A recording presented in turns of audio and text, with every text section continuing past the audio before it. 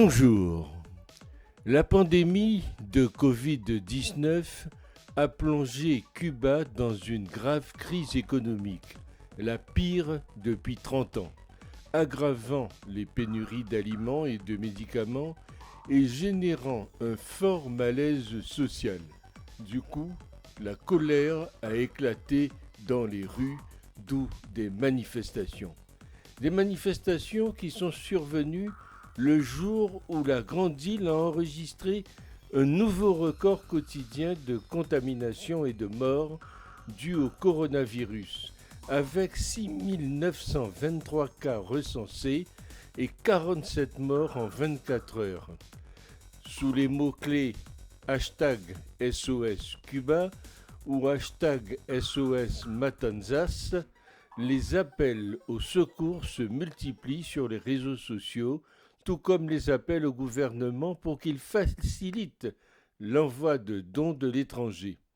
Un groupe d'opposants a demandé l'instauration d'un couloir humanitaire, une initiative que le gouvernement a écartée, dénonçant une campagne qui cherche à présenter une image de chaos total dans le pays qui ne correspond pas à la situation actuelle. L'embargo américain sur Cuba, parce qu'il s'agit de cela, est aujourd'hui l'objet de critiques les plus sévères jamais émises à son encontre, tant sur la scène internationale qu'aux États-Unis. Mis en place dès 1960, il constitue l'une des mesures punitives prises unilatéralement par Washington les plus pérennes. Les débats qu'il suscite sont évidemment motivés par sa durée et par le décalage qui existe entre les raisons qui ont présidé à sa mise en vigueur et les impératifs du monde de l'après-guerre froide. Son inefficacité politique, ses désavantages sur le plan économique et sa nature inhumaine sont autant de reproches qui alimentent la controverse. Si vous voulez que le peuple aille mieux, levez d'abord l'embargo imposé depuis 1962, a répondu hier le président cubain Díaz-Canel. L'embargo sur Cuba est imposé via une loi américaine et seul le Congrès américain peut y mettre fin. Mais les États-Unis s'efforcent de pourrir la vie du peuple à coups de sanctions et embargos depuis plus de 60 ans. Et ils osent se présenter comme les protecteurs des droits de ce même peuple? Absolument honteux et ignoble. Tout est fait pour déstabiliser l'île à coups de millions de dollars. Ça ne date pas d'hier. Et il est évident qu'après 60 ans d'embargo économique strict déclenché par les États-Unis et suivi par la plupart des pays du monde et encore accentué par les restrictions du Covid-19, a entraîné une économie au bout du rouleau. Et les États-Unis font tout pour manipuler les associations et forcent au changement de régime.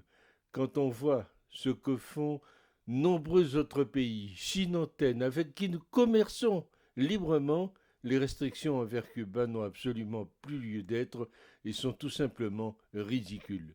Une large majorité de l'opinion publique états-unisienne est favorable à la normalisation des relations entre Washington et la Havane et a exprimé son opposition à l'application de mesures coercitives unilatérales contre les populations civiles.